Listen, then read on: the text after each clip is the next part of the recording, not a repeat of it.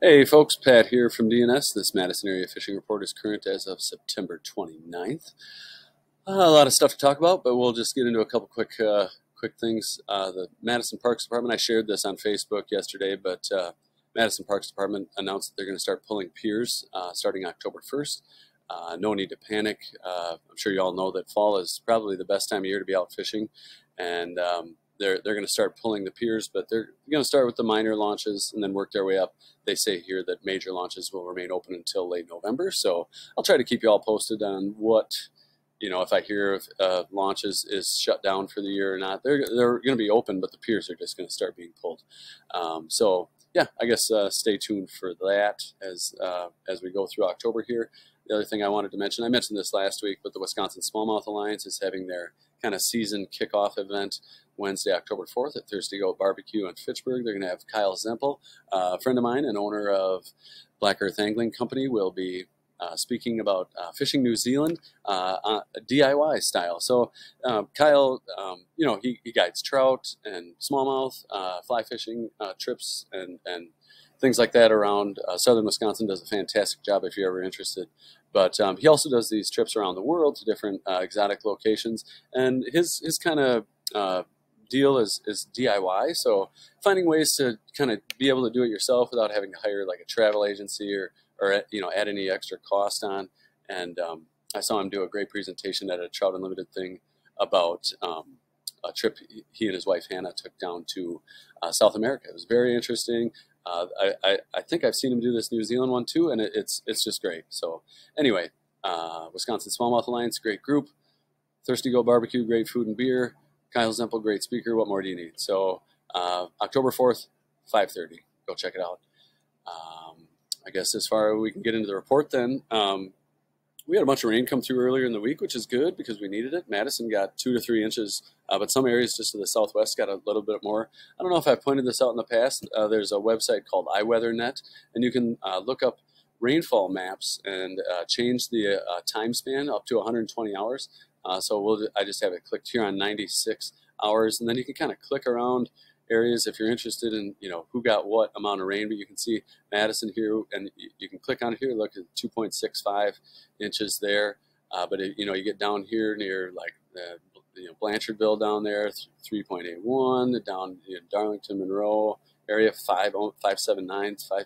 So they got almost 6 inches of rain down there. So anyway, it's kind of a cool tool, especially if you're looking for river levels or streams. If you're trout fishing, the streams that might be blown out.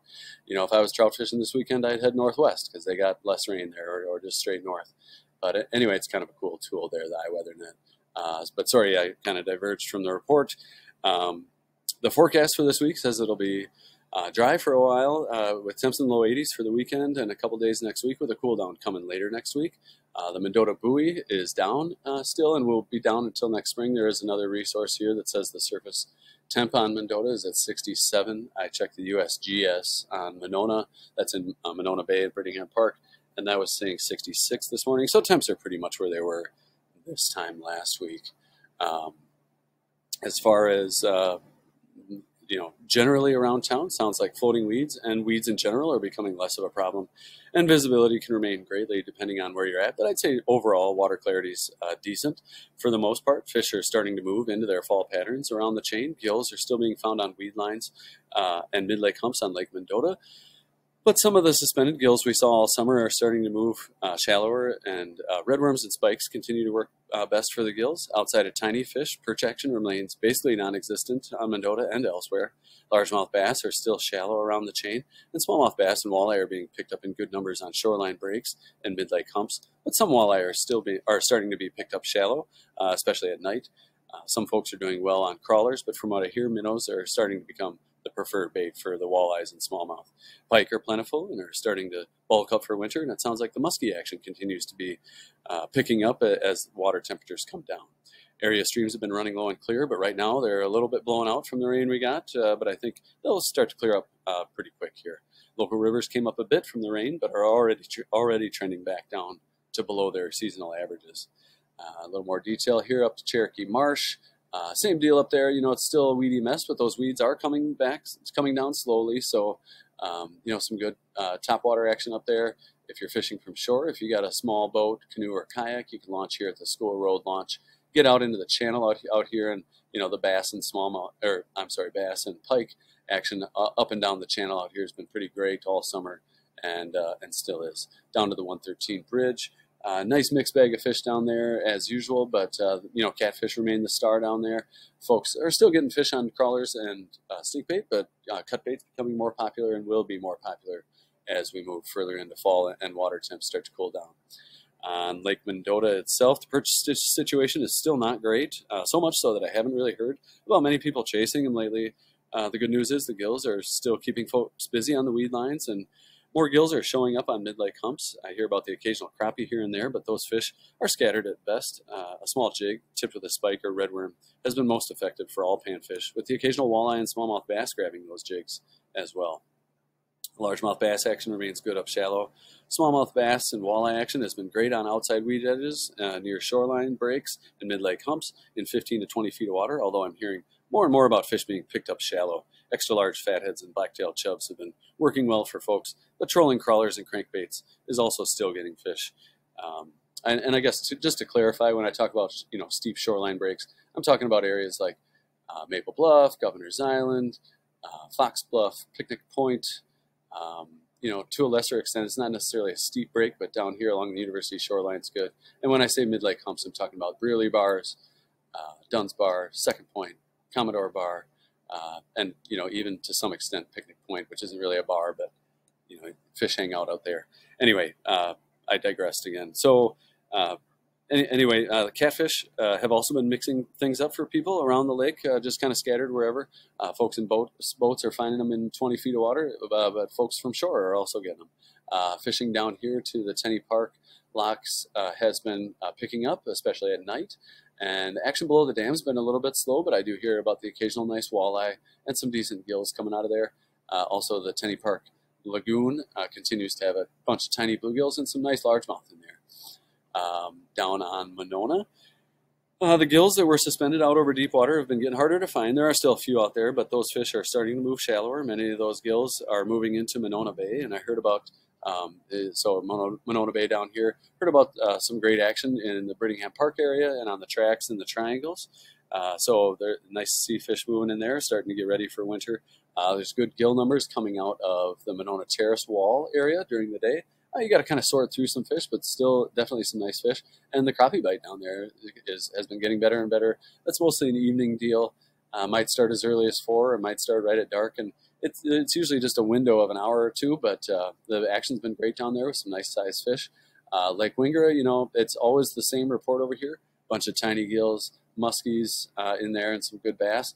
But a little bit of a development is I've been hearing about some nice fish coming out of below the Wingara Dam over here. So that's worth a look if you're interested. Otherwise, muskies on Monona, the action's been picking up. I feel like most of the action I hear about is kind of on the south end of the lake here, but I'm sure there's folks out there that would prove me wrong. Anyway, the bite's improving and will continue to improve as things cool down. I believe I'm getting some muskie suckers today. I do have large suckers up to like 10 and maybe 12 inches, but we'll start getting some of those big ones in here either this week or next. Upper Mud's been still a weedy mess, although the weeds are getting better, but still it's hard to beat a topwater fog across the weed mats down there. Lake Wabisa, kind of the same deal as Monona. The gills that were suspended out deep are starting to move into the weed lines. I'd look for them on deeper weed lines still, 10, 15, maybe even a little more feet of water. But yeah, some good gills coming out of there from what I hear. Bass action up shallow remains good for largemouth. And I've heard about a little bit of walleye action between Babcock and Babcock and Bible Camp over here. So that's happening. Down on Kegonsa, I haven't really heard much going on down there. I imagine the gills are doing the same thing as they're doing in Monona and Mendota, moving out of the deep water, starting to show up on weed lines again, and spotty walleye action out here along by the state park. But yeah, I guess I just haven't heard a lot going on down there, personally anyway. Lake Koshkonong, it sounds like fishing down there has been getting better. The water sounds like it's clearing up a bit, and the action for white bass and smaller walleye has been pretty good up here where the river dumps in, and I have heard the walleye size has been improving a little bit, I guess. Down to Indian Ford at the dam, some good mixed bag action down there. Same thing up to the Jefferson Dam here. A lot of good action up there. You never know what you're going to get, but I do hear about some good flathead action up there. Up to Beaver Dam, good eater catfish bite going on over there. Crystal Lake still, if you're into catching numbers of fish and you want to keep as many fish as you can, head up to Crystal Lake. Yellow bass bite over there has been great. Yellow bass are actually pretty delicious if you cut that mud line out. So give that a shot if you like. Devil's Lake, haven't heard much out of there, but as we move into fall, the browns are going to start getting ready to spawn here, so they'll start showing up shallower. I imagine they're still running up pretty deep out there. On the Wisconsin River, like I said earlier, the levels came up a bit, but they didn't. They're headed right back down again, which again concentrates the fish in deeper pockets. So what you're going to want to look for is areas on the back sides of sandbars, corners, anywhere there's a steep bank. You got Ferry Bluff here. A nice steep bank comes along there. Look for deeper water and some of those areas, and you'll likely find fish. You can cast to shorelines that have a little deeper water along them with a frog. Can be really great for smallmouth, hanging out there waiting for a frog to fall in. But really, there's huge schools of shad all up and down the river right now. Smallmouth are chasing those around, and all you got to do is look for them busting those shad on the surface. Cast any minnow imitation lure in there, and basically just hold on to your rod because they're looking to eat, and that action's pretty great. Otherwise, up here to the Prairie du Sac Dam, nice mixed bag of fish coming out of there as always. Up on Lake Wisconsin, it sounds like the size of the fish, the walleye anyway, out here is getting a little better. Plenty of sheepshead out there keeping people busy. White bass. I have heard about some good bluegill and crappie coming out of Wood and down here near the Harmony Grove area. Moon Valley down here, some good panfish in there. So panfish are starting to show up, and that's good to hear. Haven't heard much out of Portage. Up to the Dells, there's some good action. The mixed bag of fish coming out of the Dells Dam, below the Dells Dam. Same thing upstream here at Castle Rock and Petenwell Dams. Nice mixed bag of fish. Haven't heard much out of Castle Rock lately. It sounds like Petenwell, they're still getting good walleyes up there, and crappies and bluegills and some perch near Wood. Over to the Mississippi River. Really good panfish bite over there. I get a few people coming through the shop that are making the drive over there for the panfish. Some great bluegill, perch, and crappie, mostly on weed lines, but also on shoreline, structure, rock, and wood. But weed lines sound like they're the best right now. And also wing dams are great for walleye right now, and the smallmouth bite around wing dams with the little topwater poppers or something like that. Sounds like it's been great. Over to Milwaukee. As far as the shore anglers go on the harbors, they're starting to get some fish in the harbors, but I guess the water just needs to warm up or cool down just a little bit more before things really pick up and down the East Coast here. But all your harbors, from Racine up to Milwaukee and Port and Sheboygan, all those are going to start holding fish here real quick, and the shore anglers will have access to those. And then we need a little bit of rain, and those fish will start to push up the rivers. So, and then it'll be game on. You get the salmon rodeo in full effect. And yeah, that's always an exciting time of year. So stay tuned. We'll keep you posted on that. The other thing, I guess, we'll do the Happy Fly Day, Fly of the Week. More hoppers. I mean, it's hopper season. So in my opinion, hopper is really all you need right now, especially if you're fishing small water. It's very, very effective. But I think these will be the last two hoppers I do. These are snoozeberry hopper is this one here, and this is a hop indicator hopper. So this one you can see is really big, all foam, got some deer hair on there, floats like a cork. Really great if you're into fishing hopper dropper rigs. So a hopper with a nymph below it can be super effective. And so if they don't come up and smash your hopper, you can use the hopper as a bobber. So when they grab your nymph, you'll see the bite. Same thing with this snoozeberry hopper. Nice big fly. You can see it's got foam and deer hair. Also floats really well. So anyway, hoppers, it's that time of year. Get out there and do it. Otherwise, around the area, like I said, I showed on the map earlier, the Madison area, we got 2 to 3 inches. Just southwest of here, Blanchardville and down towards Darlington and Monroe and that, they got pounded down there, 4 to 6 inches of rain in some spots. So if I was heading out on the streams, I'd avoid those areas. I'd head northwest of Madison. It sounded like looked like they only got maybe an inch and a half, or 2 inches tops. And with this dry ground, a lot of that gets soaked up real quick. So I'd head that way if I was heading out on the creeks this weekend. I'm sure I will be, but anyway, yeah. Trout fishing's been good though. Look for mayfly hatches, caddis coming off early in the mornings or evenings. Spinning gear, otherwise hoppers are really your go-to right now. But ants, beetles, and crickets are also on the trout's menu and can be super effective. Otherwise, as on the spinning gear side of things, as always, Panther Martins, tube jigs, and Rapalas are fantastic. And if you're into live bait, it's hard to beat redworm under a bobber. So just got 2 weeks left of trout season, so get out there and enjoy it. I got some nice weather coming up this weekend, so make it happen while it's here. I guess that pretty much does it for the report. And if you have any questions, feel free to call the shop, 241-4225. If you have any questions, we can expand on stuff here.